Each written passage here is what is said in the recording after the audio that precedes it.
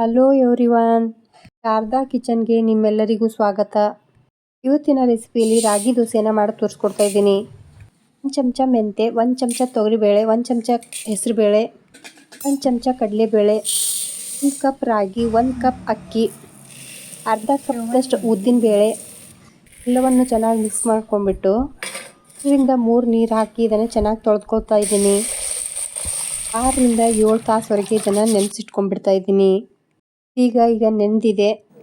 ಹಿಡಿಯಷ್ಟು ಅವಲಕ್ಕಿಯನ್ನು ಹಾಕೊಂಡ್ಬಿಟ್ಟು ಅದನ್ನು ಚೆನ್ನಾಗಿ ನೆಂದಿಂದ ಇದನ್ನು ಗ್ರೈಂಡ್ ಮಾಡ್ಕೊಳ್ತಾ ಇದ್ದೀನಿ.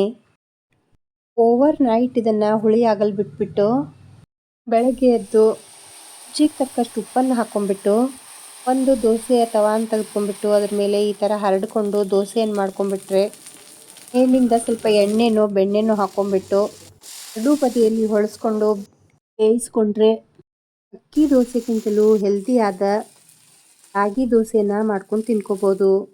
ಆಲೂಗಡ್ಡೆ ಪಲ್ಯ ಮತ್ತು ಕೊಬ್ಬರಿ ಚಟ್ನಿಯಿಂದ ಸವಿಯಲು ತುಂಬ ಟೇಸ್ಟಿಯಾಗಿರುತ್ತೆ.